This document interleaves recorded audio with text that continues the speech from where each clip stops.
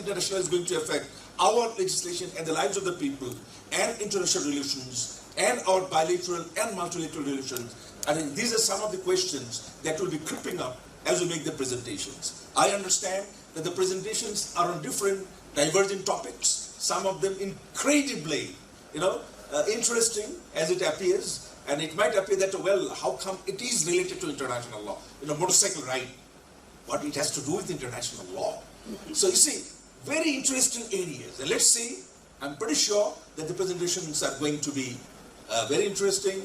We will have the presentations first. Please keep your questions within yourself. At the end of the session, we'll go for the question answers, the session, towards the end of this session, because we want to hear all the 5 presentations, and then we'll come back to the question and answer session. So please keep your questions with yourselves, and only at the end, we'll go for the question and answer session.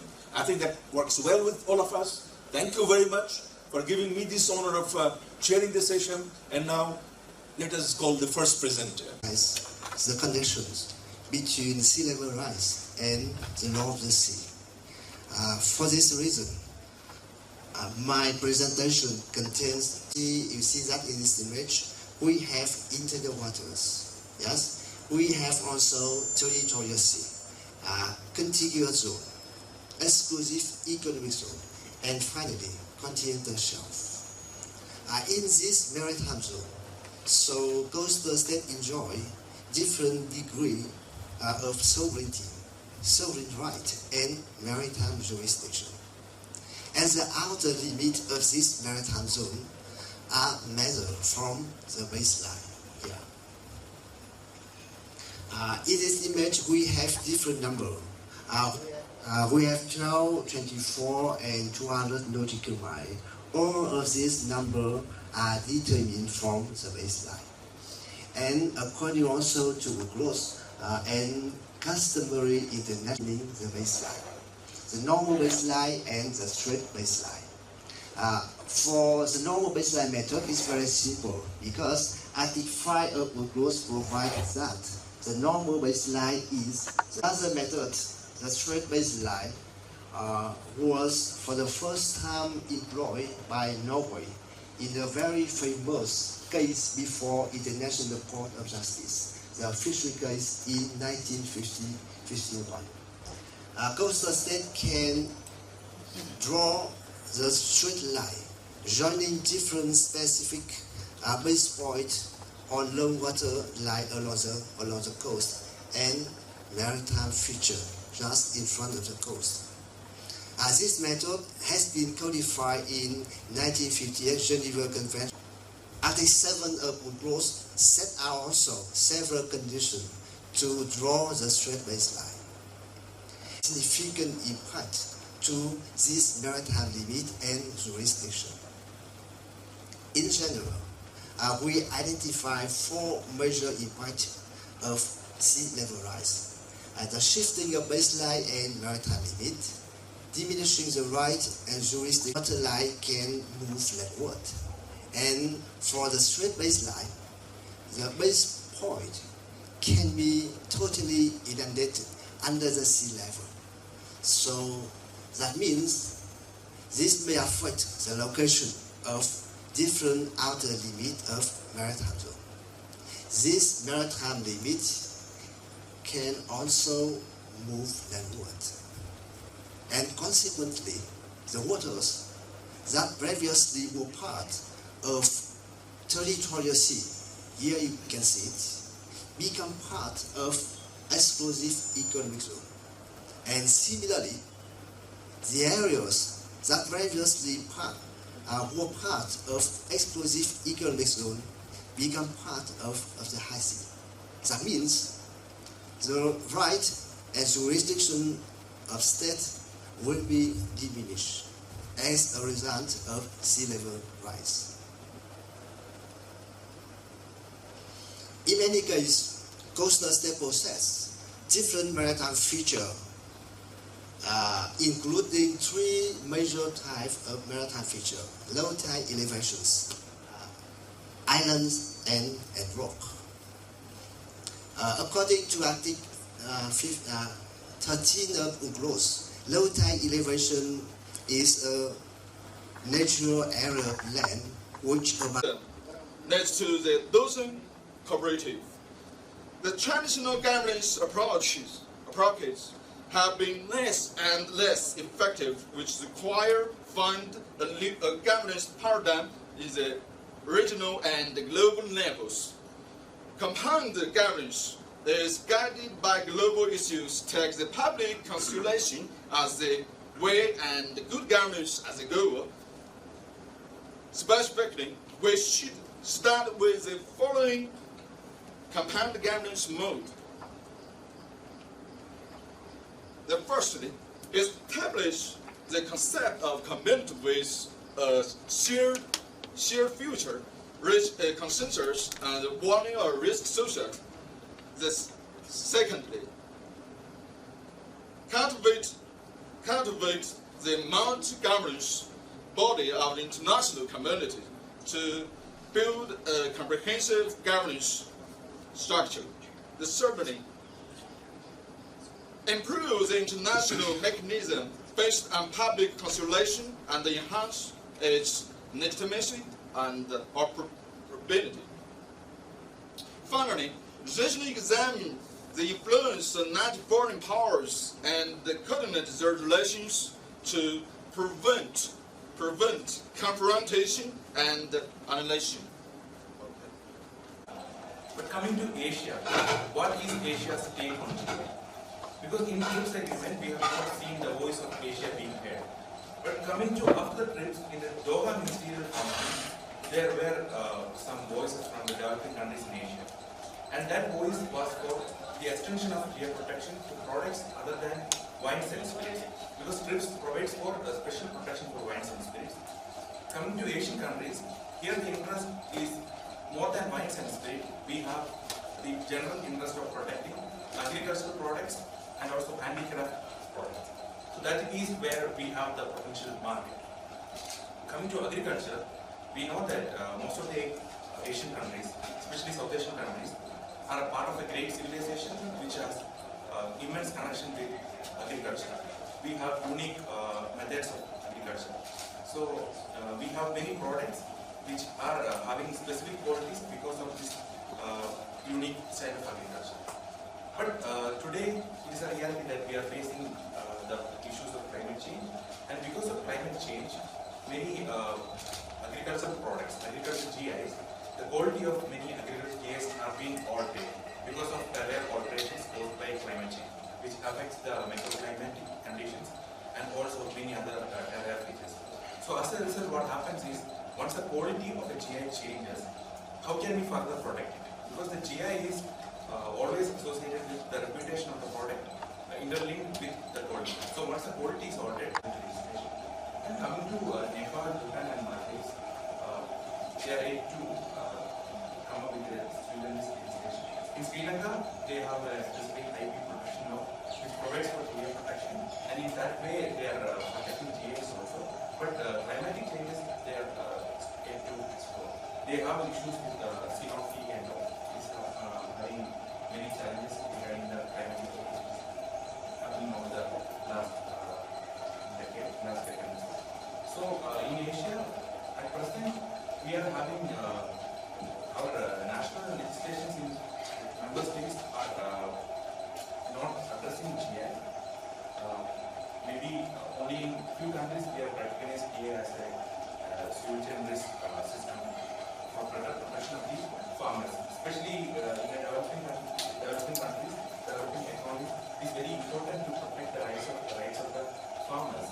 And by GI, no, we can effectively protect nations enacted. We can think about having a regional cooperation among the South Asian countries for better protection of the GIs, and also to have a bargaining power. Climatic changes, which is, talk about the turmeric. There are so many products which has GI importance. And he is right in saying that climatic changes are changing the nature of these products. Think about a basmati rice without that fragrance you always seek for. And that is losing because of the change in the climate, because of the change in the nature of soil you sow in it.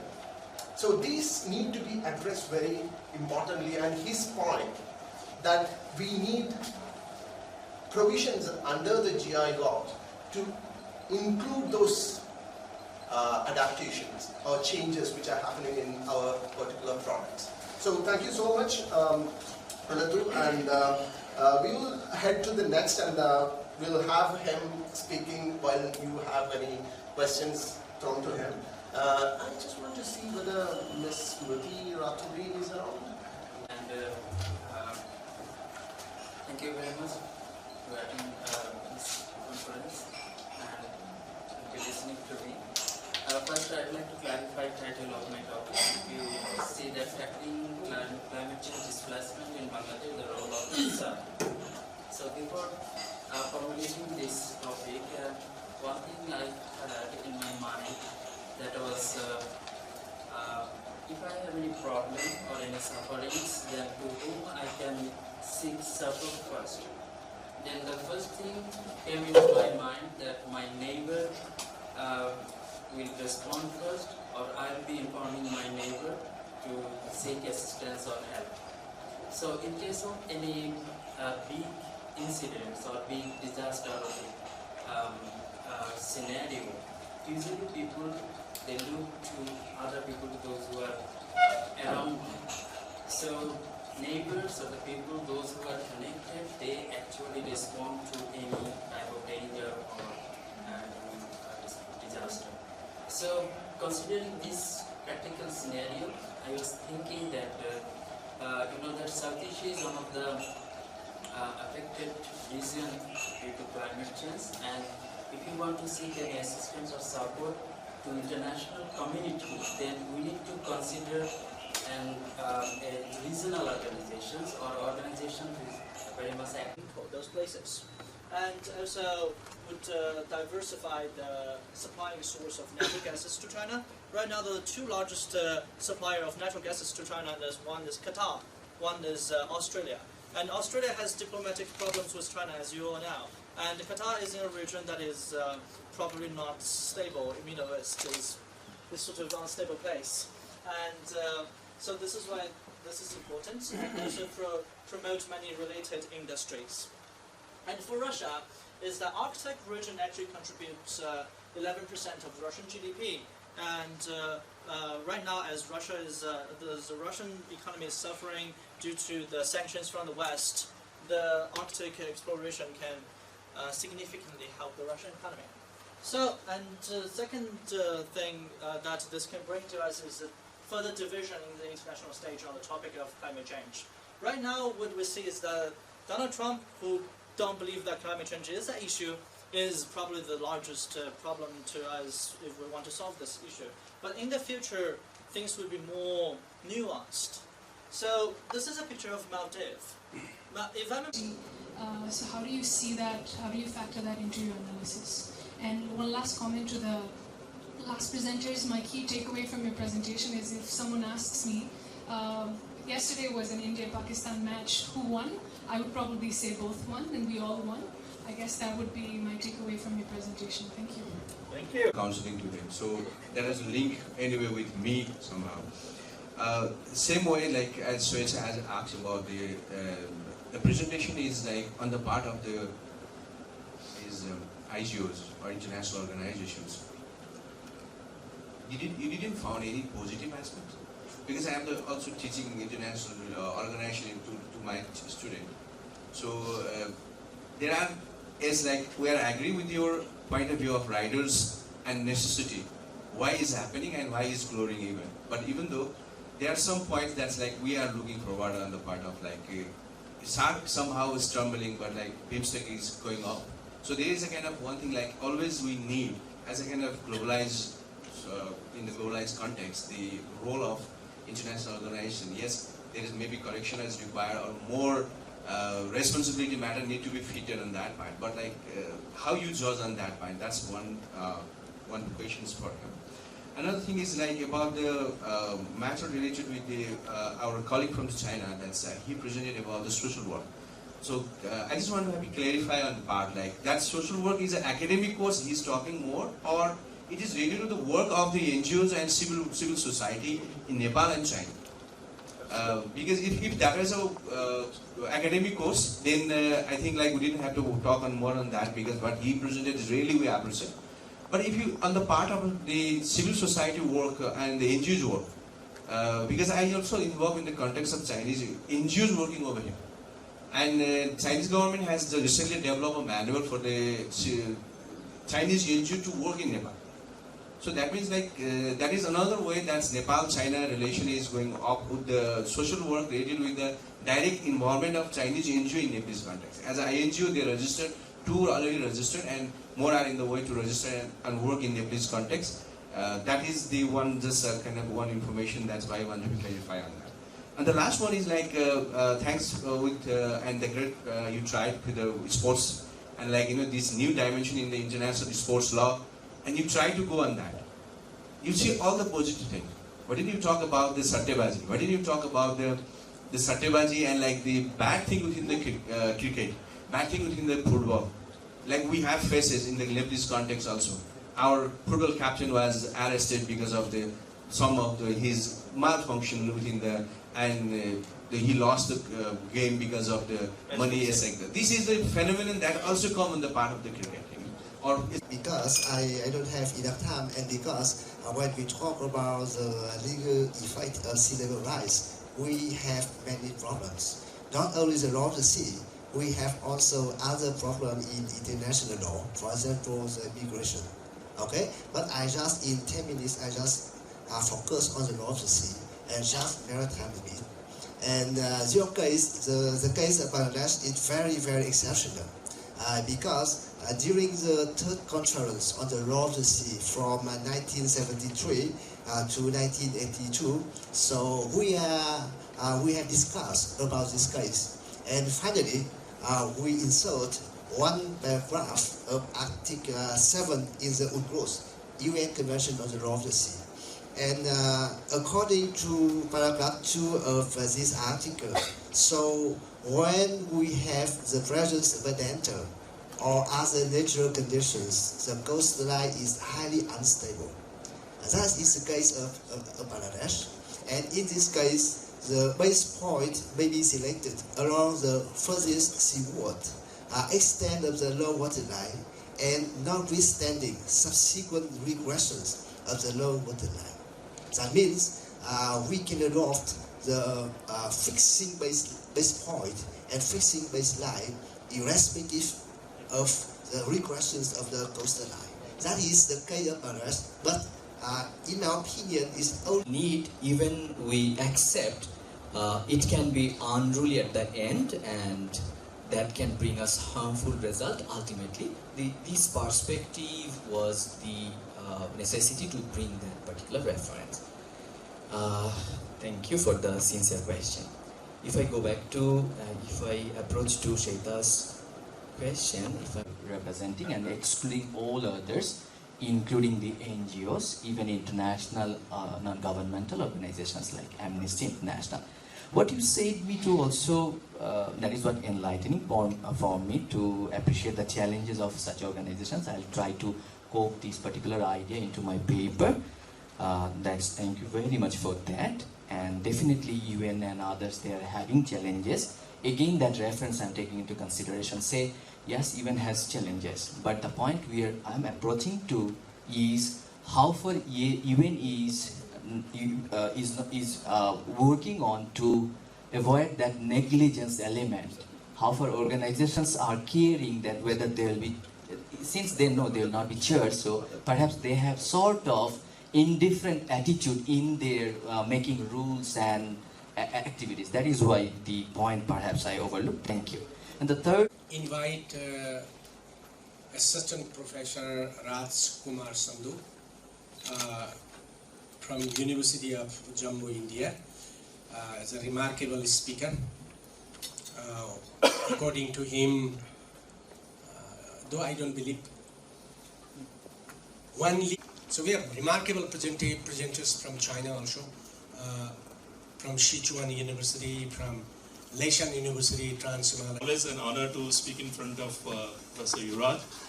My topic is India and BRI, and we have a different set of opinion in India. Through this presentation, I will be trying to address various issues involved in it, and what could be the possible outcome, and how these two economies they come together and take maximum benefit from this project. So before going into the details of the presentation, first we need to just remember little points about BRI. That it is a massive connectivity project which includes investment in infrastructure and including trade, connectivity, and even bringing different types of through which we can bring economies together. So it has primarily two main projects. One is relating to a land corridor and other is sea route. And if we go into the details of BRI, we will find that it includes more than 65 countries. It has around 70% of world population, approximately 30% of GDP, 39% of consumption, and it's a massive project. And if we compare with a similar project in Europe, Marshall Plan, so it's more than 9 times of Marshall Plan, and it has already invested around $100 billion. So it's a huge thing. And this project is mainly focused on countries of Asia and Africa and connecting them with countries of Europe. So now coming to India, we all know that it's a larger democracy, and it's a second most populous country in the world, and it has youngest population. 35% of our 50% of Indian population is less than 35 years of age. So it's a very young country, and we have a lot of availability of workforce is there. Competent, skilled people are there. Then it's a 7th largest country territory-wise, and it's a 3rd largest economy in terms of PPP, and it's a 6th largest economy in terms of nominal GDP. And in last 5 years, we have moved 5 slots. So we were at 11th slot in 2014, and now we are at 6th slot. And within next 5 years, we will be at 3rd largest economy in nominal terms. So we'll be reaching the mark of $5 trillion by 2025-26. So it's a huge market, and entire Indian economy is based on consumption. So that the people of India, it's a huge consumption base, and it's again a huge market for other countries. Now coming to South Asia, whatever connectivity project we are going to have in this region, it will be connecting entire South Asia. So South Asia is the least connected region in the world. So the inter-region trade is less than 5 to 7%. So it's a huge potential, and that's why BRI becomes very important. So invariably it will be going to connect all countries in the region. Now coming to Belt and Road, so it's an indicative list that how they are going to connect. So it's mainly proposed that it also wants to connect through sea and land corridor. Now these are the various aspects of cooperation that it will be focusing on: transportation, infrastructure development, trade investment, energy and resources, and financial security. And these are the major concerns. Established if they are in the free trade area and lay out a process for free trade and economic zone and the regional financial management to build set up regional financial management bodies or stabilizer, a regional payment system or regional crisis management bodies will lead to stabilize to govern the area's the guarantees economic development, and then managing external debts and exchange rates, particularly some debts and exchange rates stability. Now then go ahead. Then abating political risk, particularly from the LC based on the GS, MRR, OECD, and quality NER. That is specific indicator. So national investment and economic growth have a very pertinent connection, and therefore development is not a very simple phenomenon. So after this, I would like to call upon Jane Lee, lecturer, Asian Normal University of China, presenting on synergy of international trade and regional governance, mainly. Please. Mismatch between supply and demand in international trade. Terrorism activities had major impacts on international trade. So I gave some countermeasures to promote the synergy of international trade and regional in a trans-Himalayan region. The first, establish effective regional cooperation integration organization. I think from the conclusion, I think we should use the new organization to replace the SAARC. The second, construction of regional production value chain in Trans-Himalaya region. Next. The strength instruction connective makes road link and road link. The fourth, solve the old problem in trade friction with new concepts. The fifth, promotes trade relative investment and control political investment. And think tank cooperation people to people exchange to promote understanding. The last one, promote joint counter-terrorism across the Himalayas. Yes, that's all. Namaste. Proposition he put forward is like we need to promote lane routes connecting China, Nepal, China, Bangladesh, China, India, and also Pakistan, because that is comparatively advantageous. Second very important proposition he puts forward is like SAARC is not working, therefore we should go for the Trans-Himalayan concept involving 9 countries, and one proposition for the discussion in the days to come. Hopefully you will discuss later on. So now let's go to another presentation, Professor Yuan Wang, lecturer, Law School, West Normal University, China. Initiative. We all know that China and Nepal has already signed a memorandum for BRI in 2017, and after 1 year, China and Nepal has entered into many bilateral treaties. A lot of things about economic cooperation, investment, trade, and infrastructure construction. So, when we talk about Belt and Road, this is a multi-jurisdictional concept. There are many countries involved. There are many different legal systems, cultures, religions involved. So when we want to encourage cooperation, we need to think about the legal perspective behind that. Because however much the academia, the government want countries and companies to cooperate, in the end of the day, it is limited to the very 2 or 3 companies, the corporation companies. When you have dispute, the government will not help you because it is in private sector. So I want to talk about some aspect in Trans-Himalayan cooperation, such as dispute resolution, import-export. This is a trade aspect, and investment and infrastructure. The first aspect is about dispute resolution. I have spent many years as a lawyer working on dispute resolution. I worked many years in transnational litigation and arbitration. And I found that the dispute resolution is extremely complicated and difficult in BRI cooperation. Because when we invest in North America and when we invest in Europe, there are a lot of talent have already been trained. But if we talk about the law from Sri Lanka, and if we talk about the law of India, the law of Nepal, not many Chinese understand that.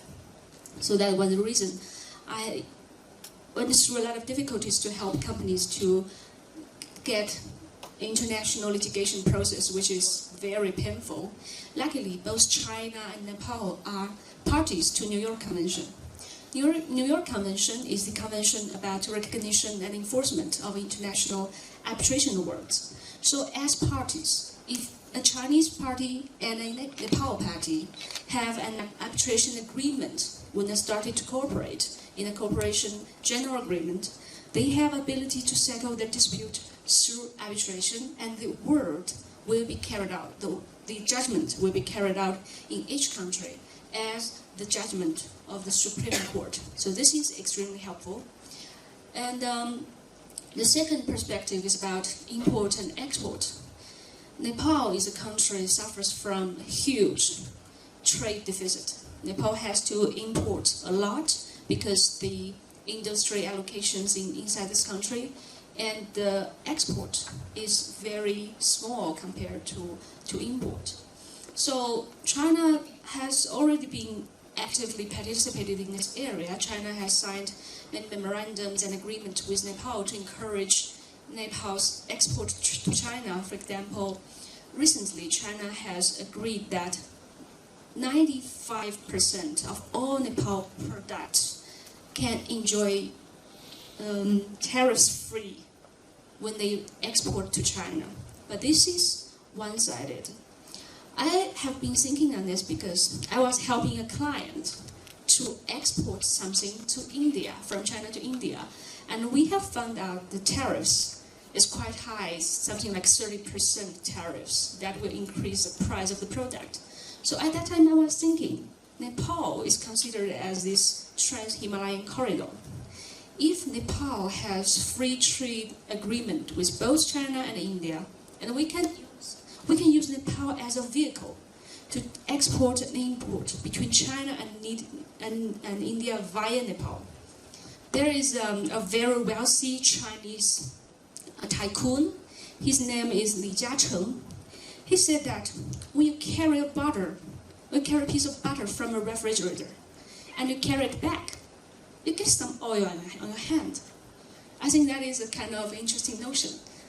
That is what I was thinking about the import and export trade deficit of Nepal. And also we have a lot of investment. The third perspective, China has invested a lot in infrastructure. There are more than 100 Chinese companies investing in Nepal now. Most of them are small companies, but now there are a lot of large state-owned enterprises entering Nepal's market. We built hydropowers, we built railways, we built tunnels. The way of cooperation is through general contracting. General contract means that the Nepal owner of this project contracted this whole project to Chinese company. We don't know that if there are any problems yet, but I think there could be if the legal perspective didn't follow close enough. Because we have to understand what is the responsibility and what is the liability in each phrase of the general contracting. So what should the general contractor do? What is your responsibility, the quality, the quantity, and when should you submit your project? That is all things we need to consider about.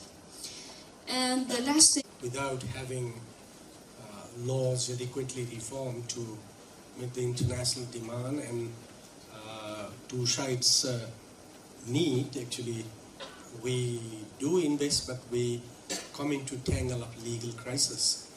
And to some extent, I believe Nepal and China both, in terms of investment, there are legal problems.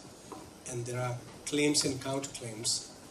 What we often see is that the government of Nepal often sees that Chinese companies are not completing works in time, and the Chinese companies complain that there is legal jargons and legal problems to follow.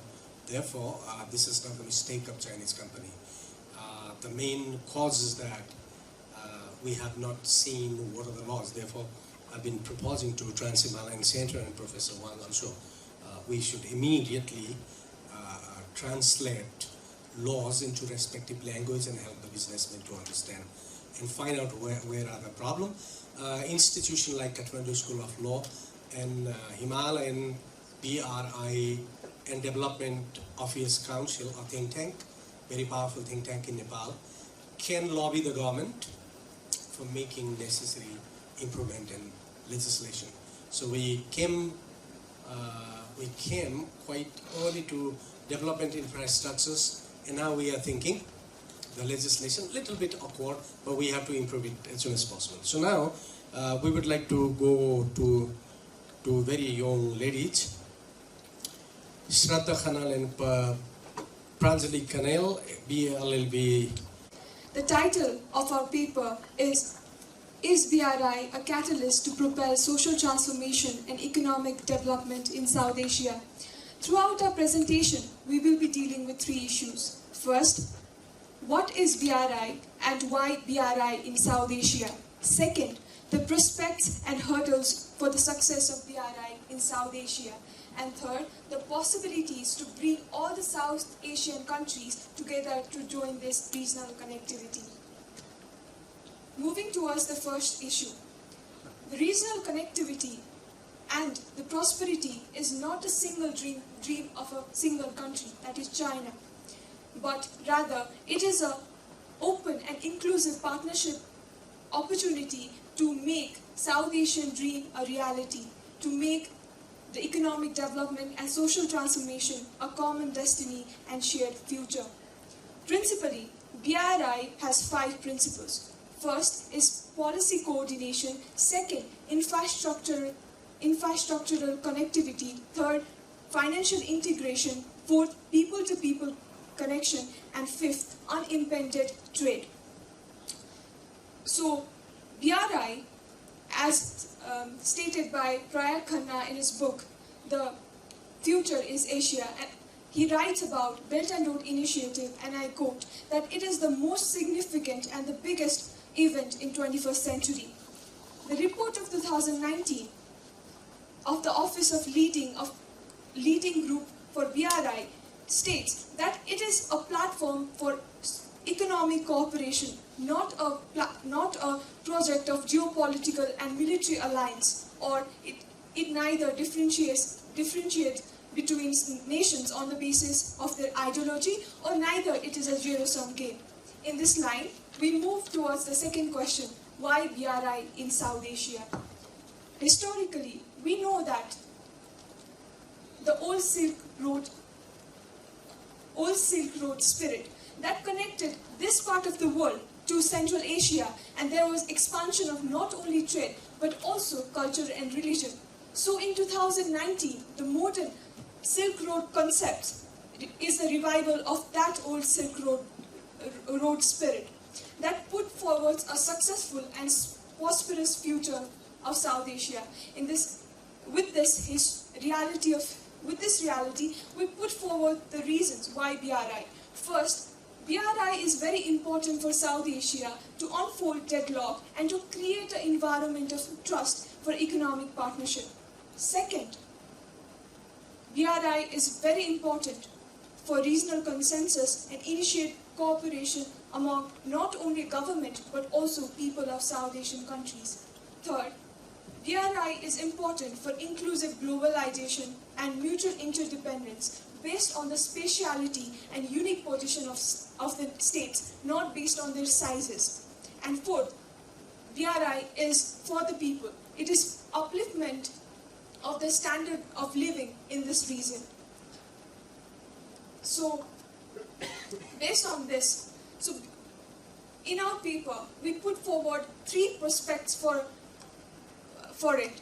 First is the trade and infrastructural connectivity. Infrastructural connectivity has a direct effect on trade and economic development. It reduces a landlocked country like Nepal to have high trade dependency on a single nation, but provides it with multiple choices of medium to get goods and services, whether it's by road, whether it's by air, or whether it's by water. Second, BRI is important. Second point for infrastructural connectivity is it will provide with the choices for the means of transportation, and it will be beneficial in terms of money and time.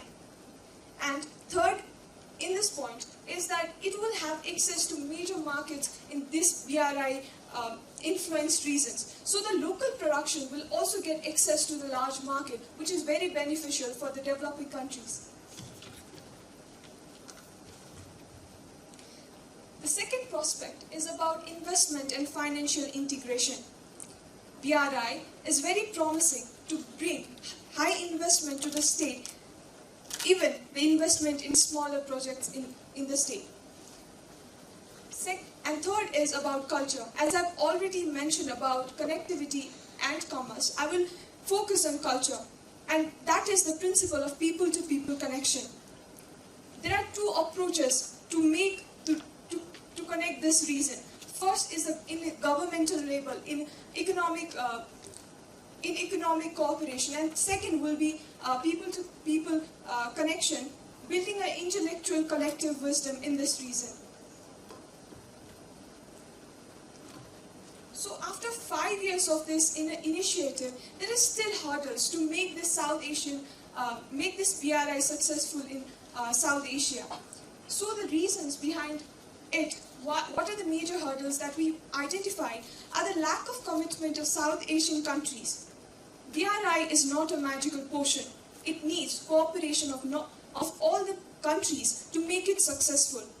There has to be good institutions, there has to be good governance in South Asian countries to bring higher investment is far-fetched. Second point about the hurdle is about dependency.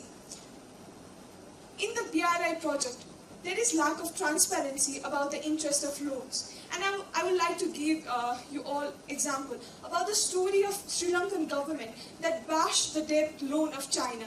Another is Malaysian president who suspended the major BRI projects in Malaysia because of the transparency issue. Third is about BRI being a soft power of China.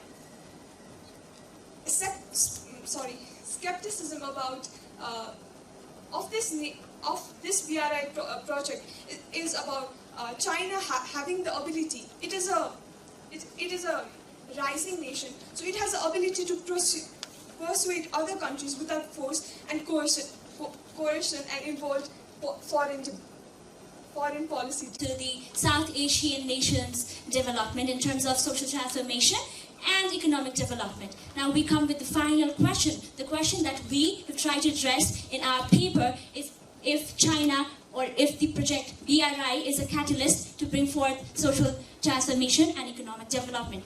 While there are hurdles, and especially in cases like this, a project that is so big after the establishment of United Nations, the 21st century's biggest project, yet it is bound to have some hurdles. There will be skepticism. It is human nature, and in human nature, we tend to think for ourselves. So, leaving aside skepticism and certain hurdles, we cannot forget that the rise of the South Asian nation would only be possible if we, in collaboration with China, would invest in our government's policies, in our infrastructure development. Because we, as a nation, being a part of South Asian country, we know for a fact that the investment or our infrastructures are inefficient.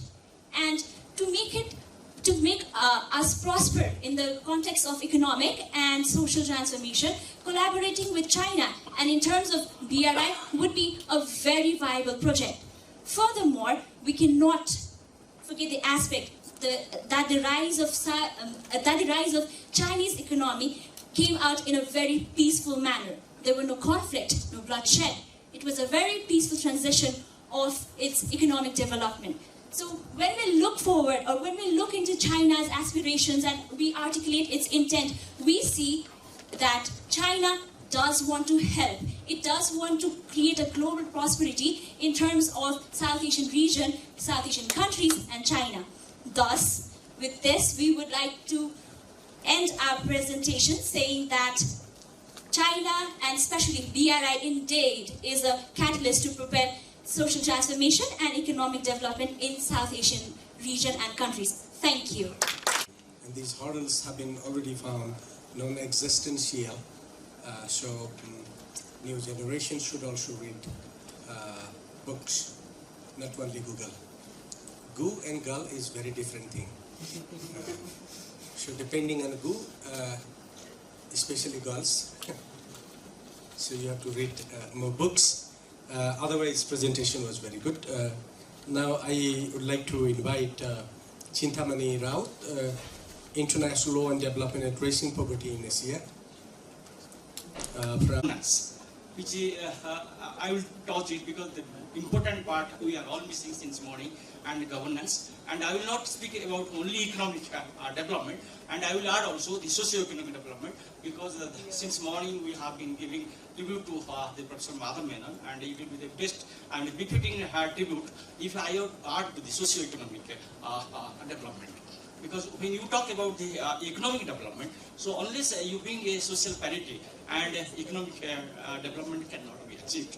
Because resources are there, but it has to be distributed among all the people, and particularly marginalized and these neglected sections of the people. And particularly when I come to the Asia, and why the international law is required for development. And is it really helping? That question I put. And why we go to international law, not talk about the domestic law, because sometimes we criticize international law is a vanishing point of jurisprudence, or we criticize in the morning that ostentation is not now it is applicable. Then I start with here because we have never thought of the international law, but you go back to 1914 to 18. That 4 years we fought among each other. We do not know how to control yourself. So after that war, we realized that we should go for peace and development. That is the first conception in 1939 we brought of a League of Nations. Here again, after that, we could not find any solution objective we established for the League of Nations. Then we fought again Second World War from 1st September 1939 to 45.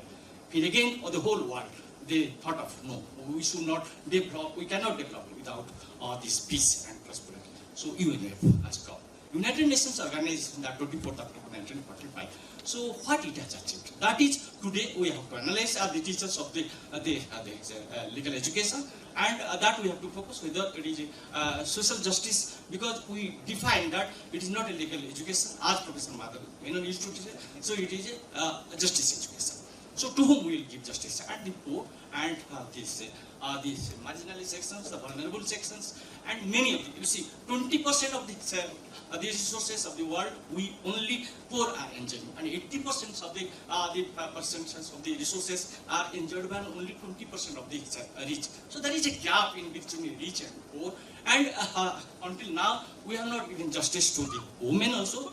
Justice we have to provide. So in this way, I start. Because it is not that UNO that gave a forum to discuss about the development of the countries all over. Because my focus is this development in Asia and eradication of the poverty. So it is not that United Nations, again also we constituted when there was a Cold War between America and Russia, neither way we could support to this. UNO could not function also, United Nations General Assembly could not pass anything. Here again, we depended upon this Universal Declaration of Human Rights in 1948, and because you see that we remember that 1992 when the United Nations General Assembly sit over it by 4696 they decided no. In that 17th October when in Paris that French people that they signed, at that time they raised a slogan: if we are going to implement the Universal Declaration of Human Rights, that is 17th October. So that day they discussed what poverty. Poverty we may explain in economic terms of a lack of food, clothing, shelter, education, medicines, or whatever. But poverty it is a violation of human rights. So that is the extreme definition that has been people of French and European communities felt. After a long gap in 1992, that United Nations councils they passed a resolution in General Assembly. So 17th October, since 1992, we have been observing as the Poverty Eradication Day internationally. So that is the milestone that we talk about this the development of poverty. Now I would like to move into Ans Agal from Symbiosis Law School, India's AALP student development. To be a partner for growth in the South Asian region. As I introduce my paper, poverty. The paper recognizes the issue of poverty in South Asian region as a barrier to the overall growth and development of the region, and also it highlights the various poverty alleviation programs and best practices adopted by each and every country. It may be region or country specific, or it may be general between 2 or 3 countries. The issues which I have highlighted in my paper are the recognition of various poverty alleviation programs developed and adopted by each country, the best practices that are being developed and adopted by the governments, and the contribution of other programs like the SARC Development Goals or the Millennium Summit, and what can be further done to address the new challenges and hurdles in the poverty situation of the South Asian region. First, I'll start with the Millennium Summit. The Millennium Summit was introduced in the year 2015 where the leaders of 191 countries came together to form what we now what we now call as the 8 goals of the Millennium Summit, or the Millennium Development Goals. The goals are here. First is development and poverty eradication. Second is values and principles. Third, peace, security and disarmament. Fourth, protecting a common environment. Fifth, human rights, democracy and good governance. Sixth, protecting the vulnerable. Seventh, meeting the special needs of Africa. And eighth, strengthening the United Nations. Some of these goals may not seem interconnected, but in a way, all of them are interconnected towards towards the aim of global prosperity. The second international program, which contributes to poverty alleviation, is the SAARC Development Fund. This is a basic history of SAARC Development Fund. It was the South Asian Development Fund was established in 1996, but it was then discarded because it was deemed inadequate in terms of funding as well as the goal requirement. So in 2005 in Dhaka, there was another meeting of SAARC, and there the SAARC Development Fund was born. Next. There are 2 phases of the Millennium Development Goals. First, as I told you, the 8 goals of Millennium Development, they were before 2015, because the agenda of the Millennium Summit was to achieve those goals by 2015. So a report was made by SAARC. As well as the United Nations for the present situation on the action of the Millennium Development Goals. So this is a post 2015 scenario. And some of them were recommendations by specific countries, and others were the recommendations by the United Nations itself. First is eradicating poverty and hunger. The first goal of the SAARC the Millennium Summit was to bring down the population of the world's poor to 50% of what it was in the year when the Millennium Development Goals were formed. So that was partially achieved. Secondly, to finish the unfinished work on education after 2015. Third, the fundamental causes of inequality between women and men must be rectified. Fourth, child survival must remain at the heart of new agenda. This was a new goal which came into being after 2015, because it was seen that children had a high mortality rate, so they were not being specifically covered under the health and development programs of the Millennium Summit.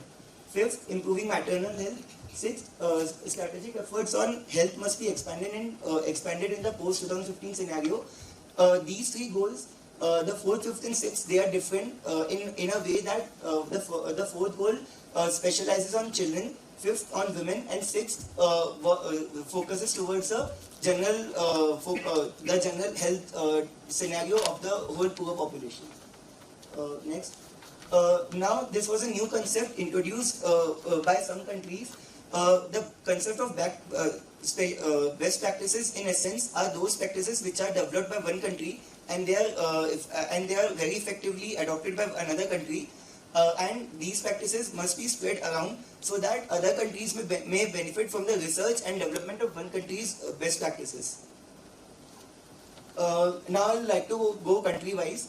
The reason I have selected each and every country is because some of the countries have common best practices by other names, or some of the countries have a region-specific best practice. So all of them needs to be incorporated so that we can understand the total poverty elevation scenario in the South Asian region. First, let's come to India. India has 5 best practices. First is self-help groups. This was a practice incorporated by the Indian government, in which women were encouraged to form their own self-help groups and to form their own business organizations so that they could be empowered. Second, rural self-employment training institutions. These are wage-related and wage-specific training institutions which empower the rural poor youth. Third is the model village development through local self-good governance. This was based on political aspect of governance, which promoted transparency in the system so that the policies which are formed by the government could be implemented at a very local level. Fourth, self-sustained sanitation program. Sanitation was also considered to be one of the major hurdles in removing poverty. Fifth, food and social security programs. And sixth, urban poverty alleviation programs. These both are interconnected in a sense that food and security, social security was majorly needed in the urban areas as compared to the rural areas. Then we come to Nepal. Nepal has 4 region-specific best practices. First is a women-led enterprise, that is gasifier plants. Gasifier plants were introduced in Nepal so that they could serve as a source of very clean and very cheap electricity for the rural areas. Second is the production and marketing of vegetables. Specific markets for vegetables of specific local communities were created so that they could be given a fair chance at competition from the middlemen of other villages. Third, community-led enterprise, that is homestay. And an example of this is the Airbnb, which all of you are familiar with. The concept of Airbnb was applied here so that the local industry can be boosted up. And fourth, gender and socially inclusive community-led development programs. This program was considered as an umbrella for all the other development programs in relation to women and children specifically. After that, the whole village community was included for the other best practices. Then we come to Pakistan. They had 3 best practices. First is the National Program of Family Planning and Primary Health Care. This was again a women and children specific best practice. So here we have an example of 3 or more countries adopting a specific practice, but changing it in such a way that they can also imply it on their according to their regional needs. Second is the Benazir Income Support Program. This program supported the move of giving rupees 1,000 per month to every household who was totally unemployed and who had no means of survival otherwise. Third is the public-private partnership. This model was adopted by other countries such as India, Afghanistan, Bhutan, etc., Sri Lanka, for example, in which it facilitated the inclusion of private industries into public sector so that the 2 aspects of administration and the finance can be divided equally. Next is Sri Lanka. Samudri Social Net. This was an umbrella practice for all the other practices which you see over here. This was considered as a practice where no poor can escape or can hide from the vision of government, and the government ensured that every poor of every rural or urban area could be trapped within this net so that they could be uplifted. A glass of milk and midday meal for children. I think the delegates from other countries like India, Nepal, or China may be familiar with this practice. This was a common practice of all the countries, wherein they provided a midday meal scheme and a glass of milk for the overall health development of the poor children. Third is the Devi Nigama program, and fourth is the Gama Nigama program. These both are the rural and the urban upliftment programs for the youth. Then we come to Afghanistan. Here the first program is the microfinance program. This was also named as microcredit or small credit or small loans program in other countries. This is another example of this practice which was adopted individually by other countries based on this country.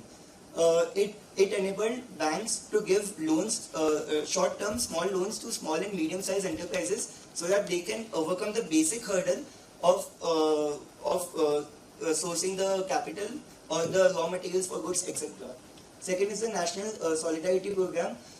This program again was focused on the youth of the country so that they can be trained for the skill development so that they could again be employed by the industries of the country. Third is the National Skills Development Program. This program was specifically made for the urban areas of the country, and this and the National Solidarity Program are same in the sense of employment. Fourth is the Sustainable Decent Work. This was an umbrella program for the National Solidarity Program and National Skills Development Program. Sir, 2 more minutes. Okay. As you've seen the example of 5 countries over here, the other countries, that is Bhutan, Bangladesh, and Sri Lanka and Maldives, they have also adopted similar best practices so that they could alleviate poverty in their own countries.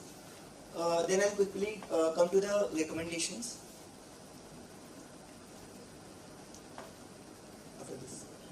The recommendations for this, each and every country had their own survey, had their own goals, and had their own region-specific best practices. But it was found in the year 2015 that some of the countries are failing behind because they were not able to keep up with what they had planned and what they had tried to implement.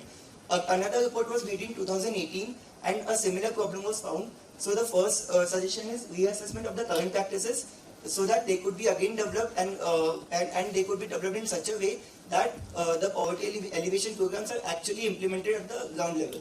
Second is participatory approach to addressing poverty. It was found. So just 2 more points. Thank you so much.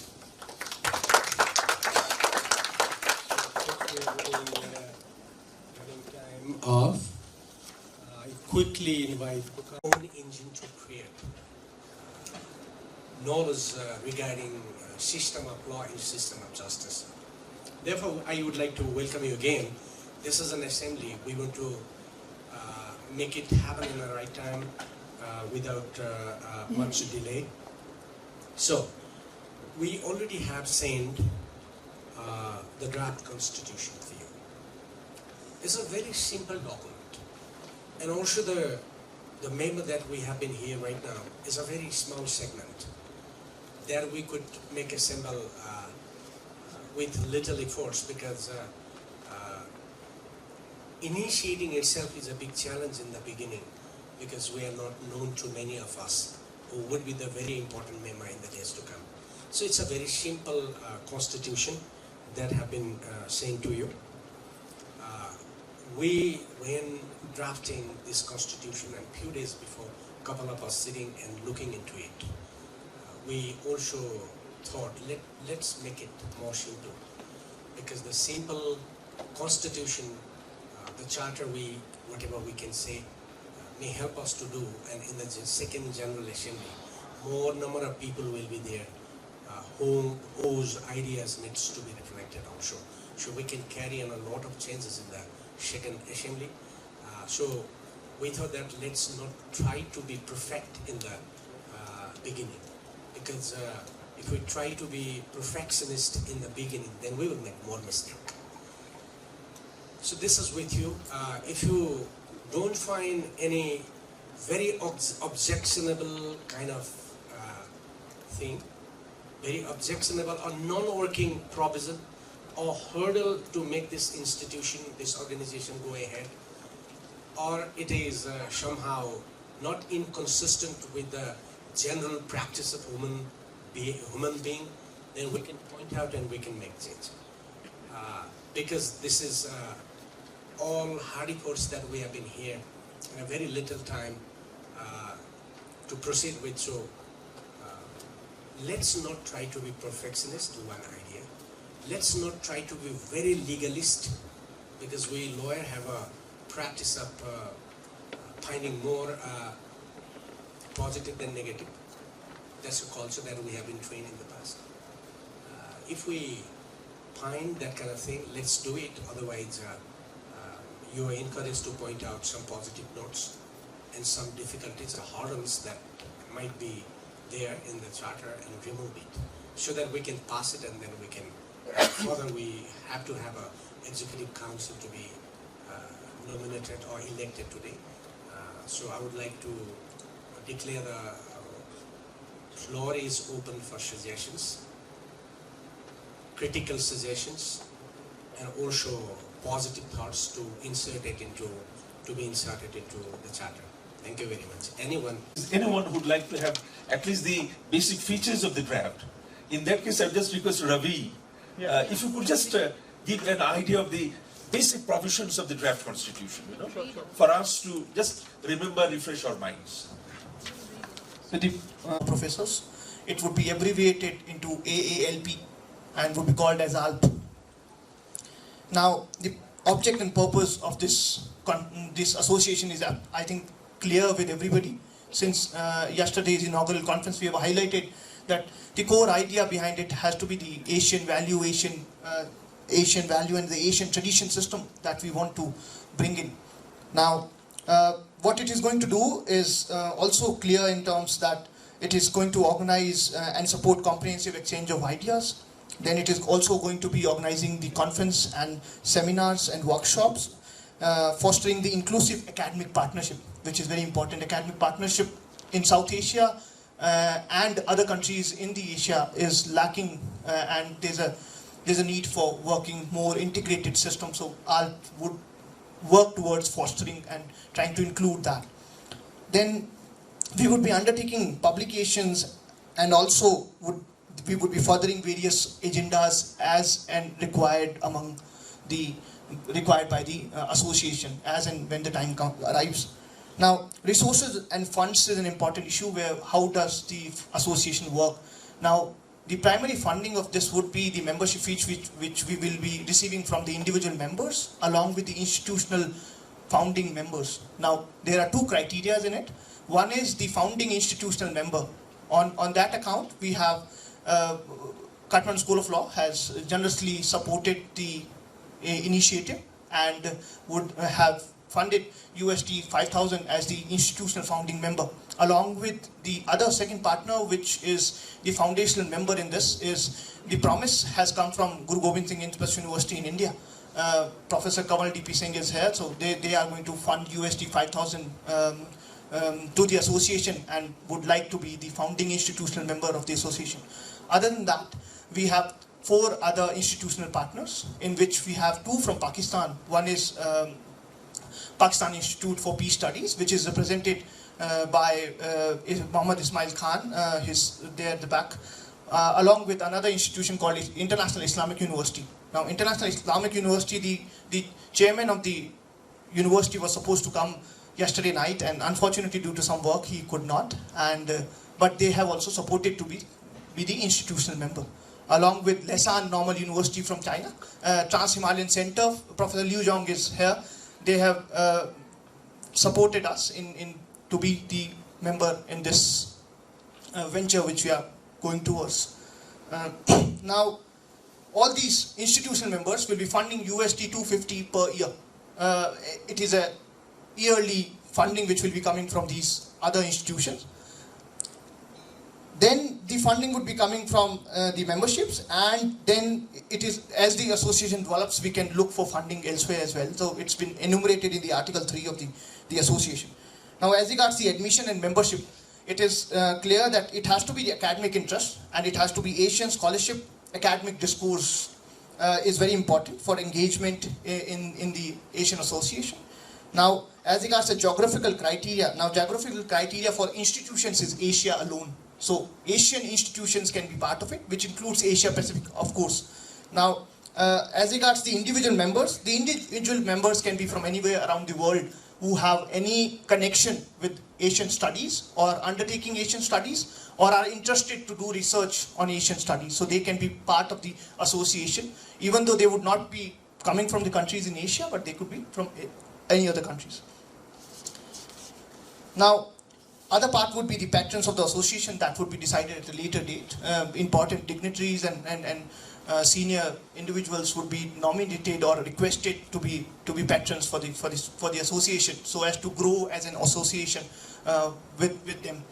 Now, annual membership fees is clear that USD 150 would be individual member fees for every year, which would be renewed on the 10th of July 2020 now. For all the members sitting here, you've already paid for it. So next year, the same time, the renewal would be happening. Then for the institutional members, founding institutional members have to pay only one time, which is a USD 5,000 one time off. The other members would be paying 250 USD per year. As regards the suspension and termination, those are regular clauses in Article 7, so you can read at your own free time. Then we have the important part is Article 8 at bodies within the association. Now, bodies would be 4. One would be the would be the General Assembly, which is what we are today. We are sitting. This is the first General Assembly of the association. Second would be the Executive Council. They would be the executive which would be working and functioning on the direction of the General Assembly. Third would be the Advisory Council, which would include senior individuals who would be nominated by the General Assembly and the Executive Council together to be made advisors for the association, to grow the association much larger in the days to come. And the fourth part would be the Secretariat. Now, it is proposed that Secretariat be placed at Kathmandu School of Law at this point of time, and we can have discussion on this at a later date. Now, General Assembly has to convene every year, once every calendar year. So next, by 10th July 2020, we have to convene the General Assembly for the regularization of the functioning of the association. Now, as regards to voting in General Assembly, every single member would have individual member vote. Along with the voting would be available to the institutional members. So institutional members individually would have their own one vote, but they would also be carrying another vote for their institution. So if one person is representing from any institution, so suppose Professor Kamaldeep Singh from IP University is an individual member as well, as the institution is a member. So she would be carrying two votes, one on behalf of the institution, one on behalf of the individual membership she holds. The Article 11 then talks about the Executive Council. Now, Executive Council is going to be a 15-member body, with President being the head of the association, along with the Executive Advisor. So this would be better explained by Professor Mijanur and Professor Sangrola after I finish the brief on the Constitution. Second, there would be two Vice Presidents for the sake of, we want it to be more representative in terms of the council together. There would be one General Secretary, and there would be 10 Executive Council members, which would be from various countries. Now, from any country, there cannot be more than 4 members in the Executive Council. The other criteria are laid down, so it can be read. Now, Advisory Council in Article 12 has also been explained. Now, Article 13 says the corporate seat. Now, this is an important issue which we need to decide today. So the General Assembly has to pass this today. Now, the association will have a corporate seat. In Nepal it is written, but we have realized that under the company laws in Nepal, it is going to be difficult to register the association as an entity. So it is going to be proposed later by Professor Sangrola and Professor Mijanur that we register the association at Singapore, because we have Singapore members, there are two members from National University of Singapore who have consented to be members of the Asian Association of Law Professors. Now, due to their presence in Singapore, it makes it very easy for us to register the society there, and it can function here because the Singaporean laws allow you to function from outside if you have one designated member in the country. So that is the proposed request, that the registration of the association will be at Singapore, and the seat of Secretariat would be at the Kathmandu School of Law, Nepal. Next is that the Secretariat will be headed by the General Secretary of the association, and the tasks are defined later on. The language of the association currently would be English, but in the later days, if we are able to bring in translators for work and everything, we could do something else regarding that as well. Now, as regards the 15th, the amendments, it's an important part, because if anybody wants to propose an amendment to the Constitution, so a proposal for the amendment of the Constitution should be submitted to the General Assembly. At least 1/4 of the members of the association should assent to it. After that, the proposal to amend the Constitution should be submitted at least 75 days prior to the next General Assembly. And the decision would only happen with a 2/3 majority of the General Assembly. Otherwise, the Constitution will remain as such, and the proposal would not be passed if the General Assembly does not agree to it. Now, this is the whole idea behind the Asian Association of Law Professors, and the Constitution is very brief, very basic. We have not put in a lot of jargons. We have not made it too legalistic in nature, as Professor Sangrola said. So I hope you have all read it, and I thank Professor Mijanur and Professor Sangrola to give me opportunity to explain you the Constitution. So I will give it back to the chair for the furtherance of the meeting. Thank you. They would not be coming from the same country, they are coming from different. So the institution does not have a form at this point, and we have to be working on our own capacity, financially and other. Only very few institutions probably supporting their employees as member of these organizations to work on institutional funding. So we thought that General Secretary would be the day-to-day functionary of the institution, but if we can have someone right now edit one member as the executive director. Shabab, the member would be working as an executive member from the venue where this is running now as a secretariat. I think she would be able to communicate all these things, like 600 emails sent this year, and then answering each, probably neither I can do nor Nizam can do nor somebody can do. So therefore, we can have some executive member designated as the executive director for another 3 years, would be carrying and would be working in connections with the General Secretary. And General Secretary therefore would be informed everything to propose ideas, propose agenda for the meeting, and making my notes, and then next year organizing the General Assembly taking role. Otherwise, General Secretary herself or himself would be misled, because they will be here another country where we do the General Conference a couple of days before. So there should be someone. So that's what we have from the side of the ad hoc committee to propose a proposition in the charter. But as I said you before, the size of the Executive Council is now small, but it will be bigger later on. More vice president, probably we need to add, and maybe some mechanism in between General Assembly and Executive Council should be there. Hopefully, the whole idea behind this institution, a lot of people have been asking, how would you be able to run this institution? The only very important source that we have identified is the institutional foundation member.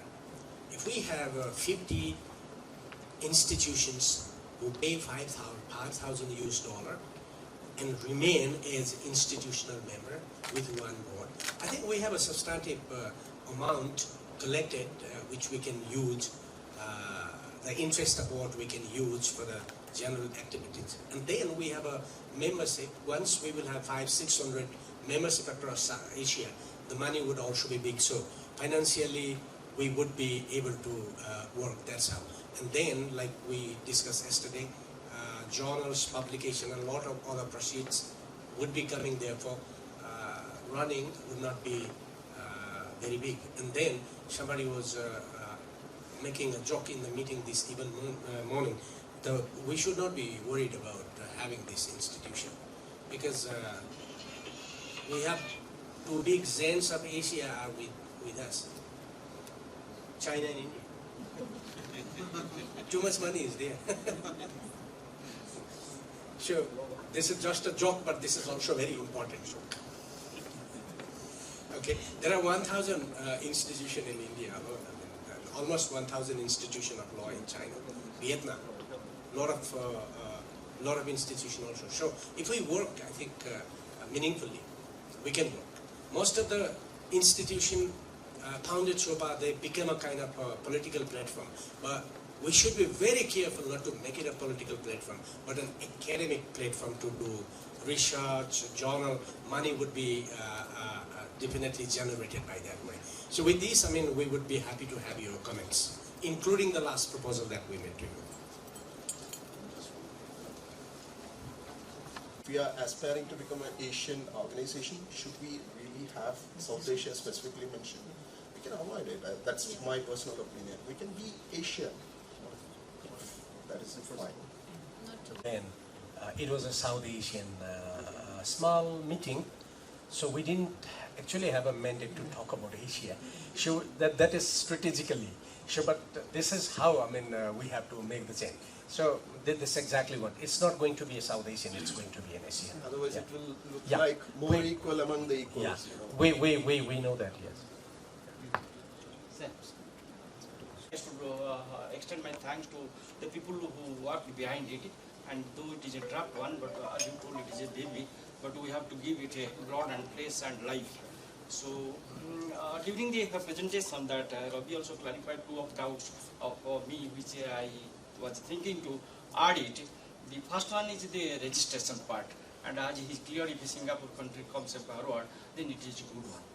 And as my colleague has suggested that we should do away with this South Asian, entirely it should be Asian. And another idea has also struck that why not it is a association of Asian professors. But we have added the prefix as Asian Association Professor. That is my suggestion, small suggestion. It may be approved. Number two, regarding the membership. So we have taken the institutional membership, and that is $5,000. But we have taken also the renewal membership of the institution, that is $250. That's fine. But in case of the individual membership, we have taken it as renewal. So my proposal that this we become life members in ILI, Indian Law Institute, even the renewal membership are years. So if this proposal is accepted, that members, suppose I am an individual member, I want to be a life member, in spite of that giving $150 per year, and it may sometimes not appeal. That is one suggestion. Second, that another suggestion, if Kathmandu will be the secretariat, so my proposal that secretary should belong to that country, which can facilitate for working that office very easily. Because if a secretary is elected from other state, so that will be very difficult to work. That is one aspect. And as you have also clarified that the president and vice president should be different countries, that's good. But another suggestion I can give, but if president is one state and another vice president is two vice presidents are another state, that will be difficult also to coordinate. So if that clause will not keep, president and one vice president can be also from this same states. That is my idea. And the last one, I was thinking that we should include all teachers in Asia law schools that we have already. That first object is an excellent one. So I thank you, the team again, those who have put all the hard work behind it. Excited by little larger membership in the days to come. So a couple of notes presented by colleagues have been taken. So I would request you to be much more focused on the present constitution, edition and deletion. So incorporation of specific institution. I think we can also create a specific institution under Societies Act. Then the process would be so informal, and it does not deal with technicalities, specifically with respect to that registration and the process which is required to follow. So what is justification of creating this specific institution under the Companies Act only? Thank you. Not very special, but in Singapore they all register like that. It's not a profit company, is that. So this is they call it corporation. So that's a society exactly. So you can just register in $1. So we have been in touch with Singapore members, very prominent members who already have agreed to be a member, and they will look for it, and they also have already identified a charter accountant firm. So our bank account would be there, but we can run it from anywhere. Like when there is a president from India, he can do it from there. If it is from Hong Kong, the account would be mobilized from any country. So that's what they have been finding, and it's with a very, very important member. He's a very, very nice corporate lawyers who take care of it. So only we will know probably exactly this year, we will not be probably having even an account open. They take it almost 1 year, and then that will be decided by the next election. We are at this stage where we'll be nominating the president and the executive advisor. So on your behalf, I'd like to take this privilege, and I'm pretty sure that you'll agree with me that I would like to suggest the name of Professor Jubarat Sangrola, who had been taking the pains of doing all the works for the last 2 years, and we have reached this stage to be the first president of the Association of Law Professors, the organization that we're talking about. Well, Dr. Mansinger supported, so formally it has to be seconded, it is also seconded, but your clapping, your acknowledgement, that shows that the point is well received and taken and adopted here. So congratulations, Dr. Jubarat.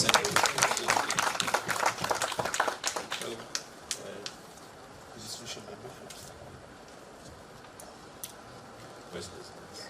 So we have here, you know, the sort of this is presented for your approval, but the suggestion is that as a Vice President of AALP, we have two names, Professor Kanwal D.P. Singh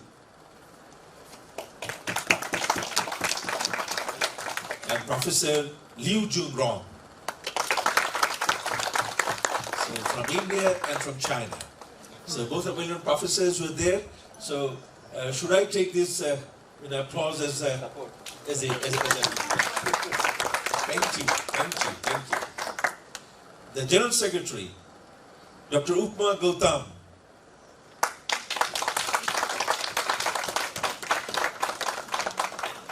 Now the executive members, since all may not be known to each other, so I just very humbly request each one of you just to stand up when the name is pronounced, so that everyone can have a look up at the executive members. Professor Farhana Hilal Mehtab from Bangladesh. Dr. Celine Young Wan from China. Professor Nguyen Tuan Thanh from Vietnam. Professor Muhammad Amir Rana, I think he's being represented by Ismail here, so from Pakistan. Oh, and Amir is the Vice President of the Data Committee, right, so he's already the Vice President. Mr. Muhammad Asaduzaman, the head of the Department of Law at Bishop University. Professor Sanoj Rajan. Mr. Ravi Prakash Vyas. And we have kept a space for Central Asia and the Asia Pacific regions. So I understand that in the future we'll be accommodating members from Central Asia as well as from Asia Pacific. So this is how the executive committee, the council, looks like at present. Thank you, Mijan.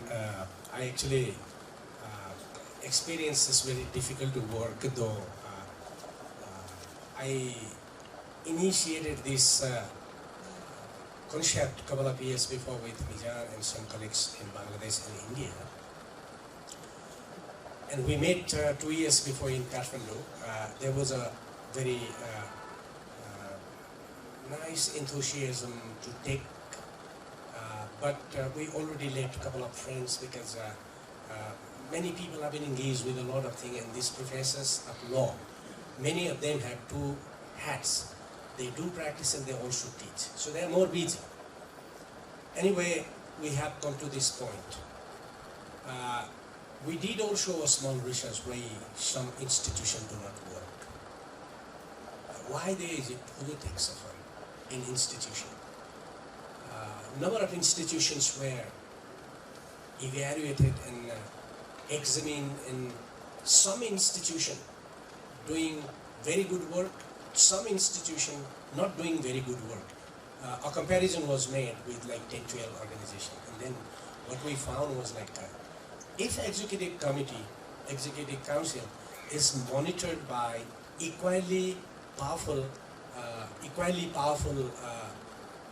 mechanism, the executive councils when taking decision is always careful not to make negligence or also not to make kind of unwarranted decision. So then we had in the last couple of days before meeting the ad hoc committee, Goba was available here in Kathmandu from Bangladesh, India, Nepal, Pakistan. We thought the executive council should have an executive advisor. Executive advisor has two roles. One, it will frequently advise the committee through a president, and also the decision would come to be implemented after decided by the executive council only after formal approval of the executive advisor. Therefore, if executive council makes some mistakes, executive advisor would individually look into the decision, their legality, their implication, and he might suggest something which next meeting can take care of it and get correction, and only then it will come to implementation. Therefore, we will not be making mistake. So therefore, I request that the right person for that is Professor Dr. Mizanur Rahman.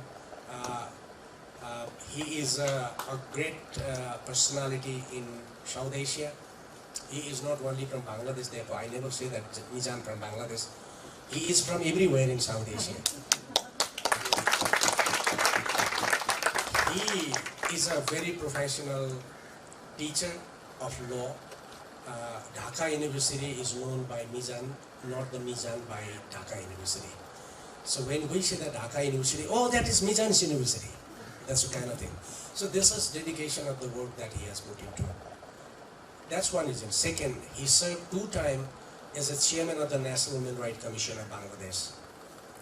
And he probably could be 3rd time, but I think he was tired of working.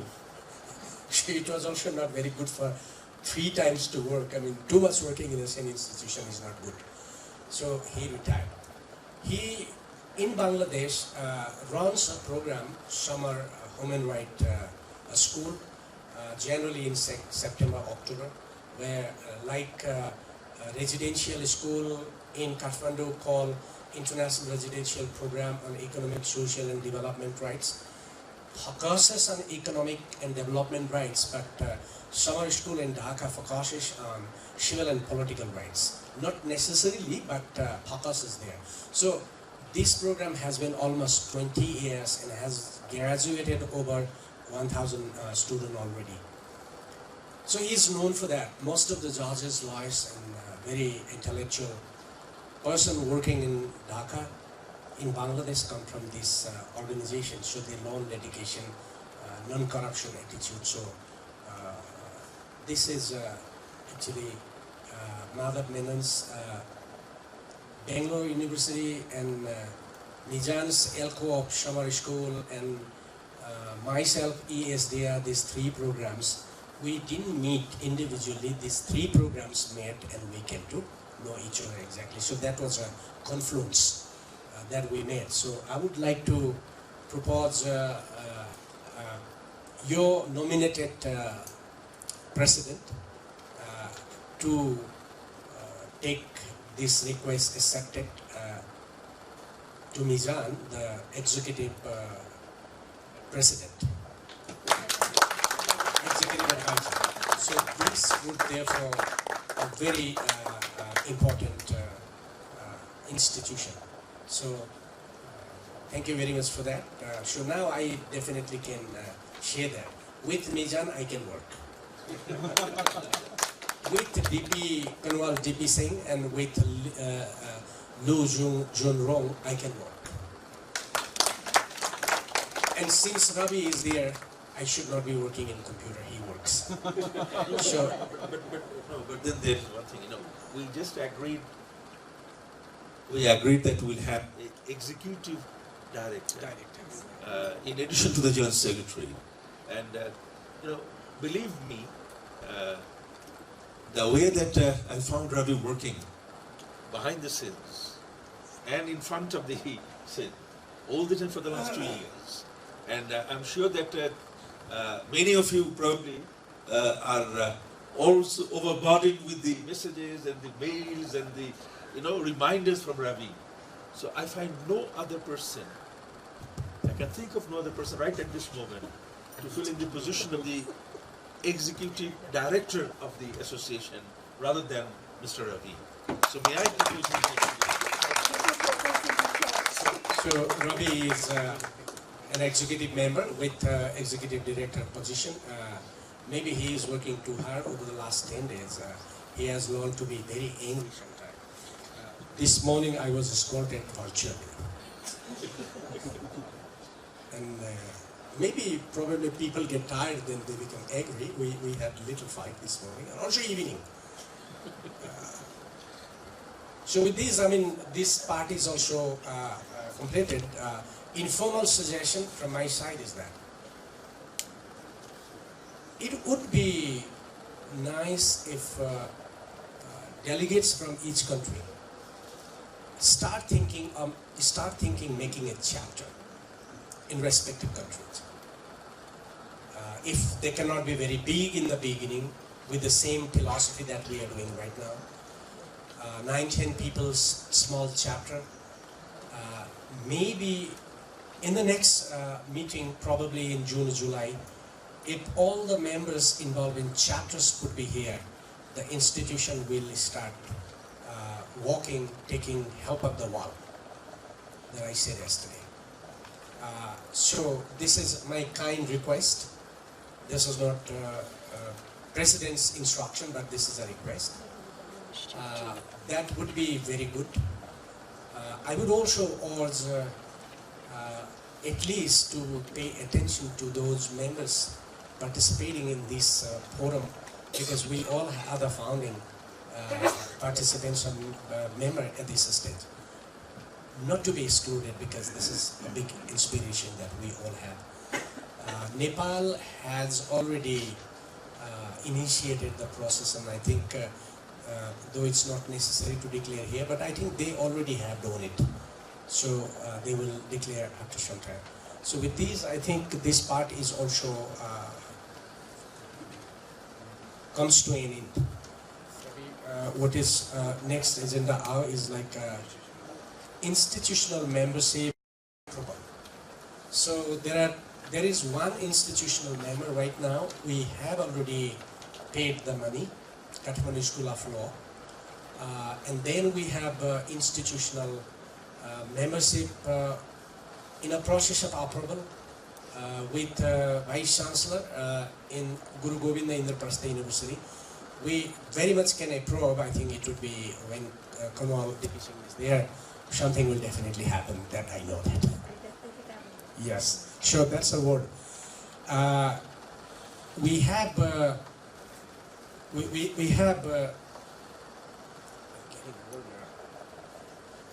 so Department of Law, International Islamic University, Pakistan is doing the same. Faculty of Law, University of Dhaka, Bangladesh, doing the same.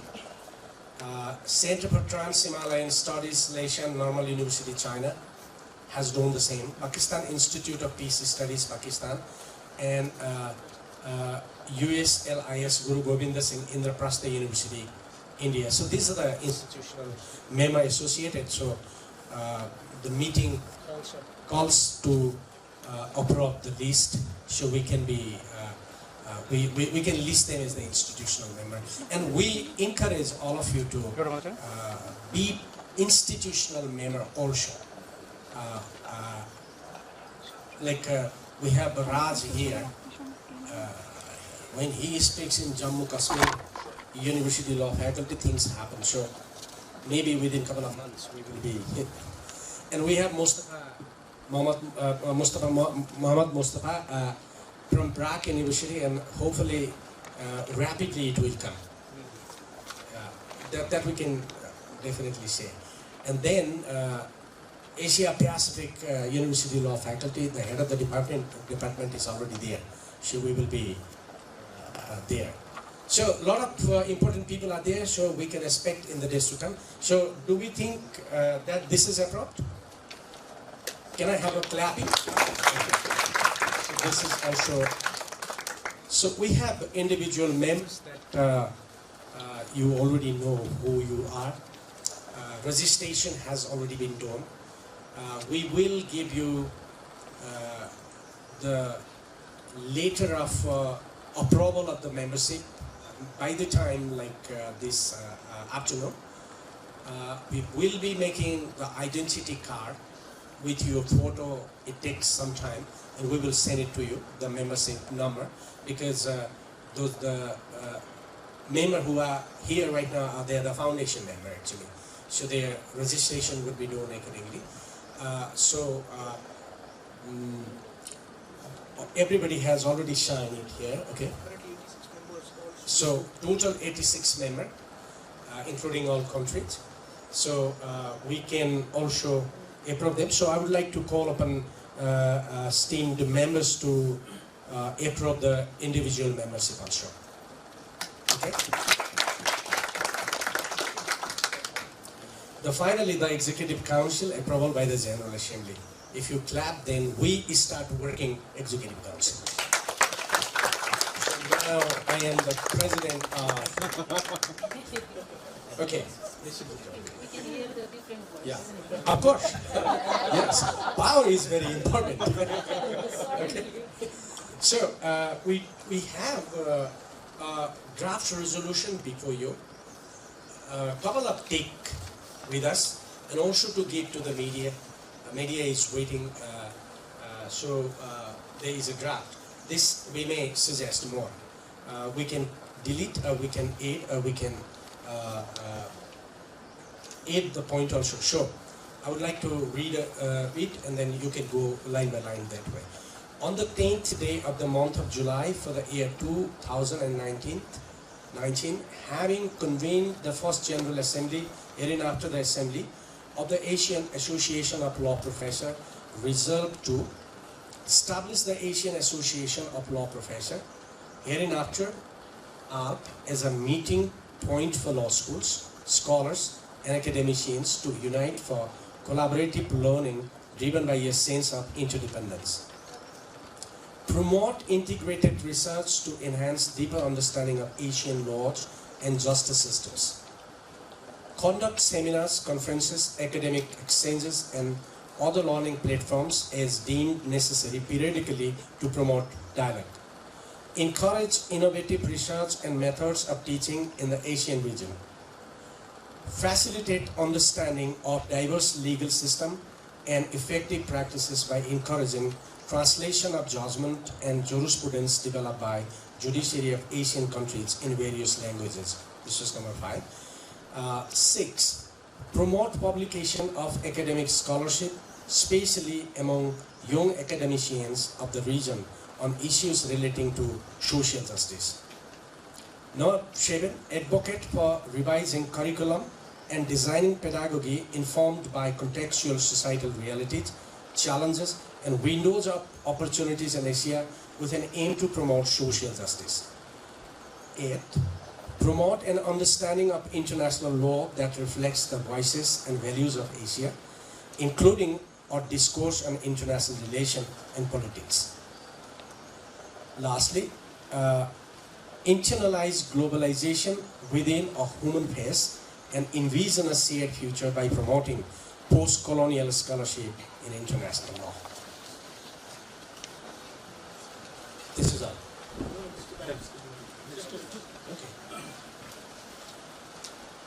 Then, in furtherance of the apportion, the Assembly agrees to undertake the following.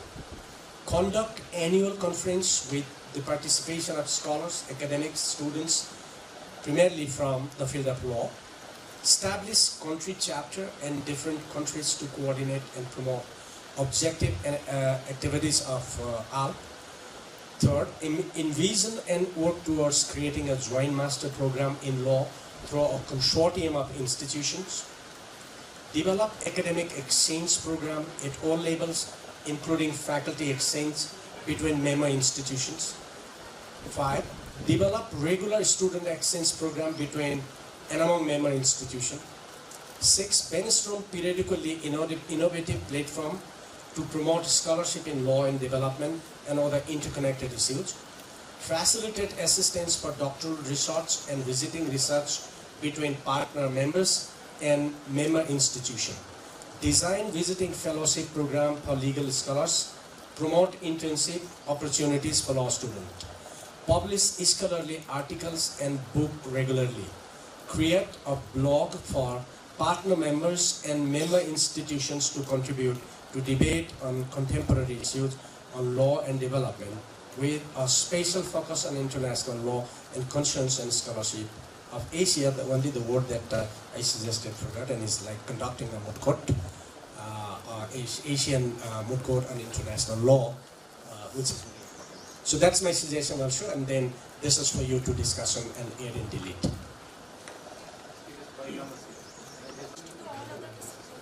I think when we say legal research now, it is automatically increasing. Yeah. Because So that is interdisciplinary education. Yes, But you can also highlight this is first resolution, because that next year, next assembly, what I understand is like what they will do is like they will got most of the things and then they add a couple of things. So the first will go for long term. So if you can efficientize, that would be good also. On issues of legal education, including social justice, because research is covered in 4. Yeah. We could put issues number 6, promote publication of academic scholarship. No, my suggestion would be Ravi.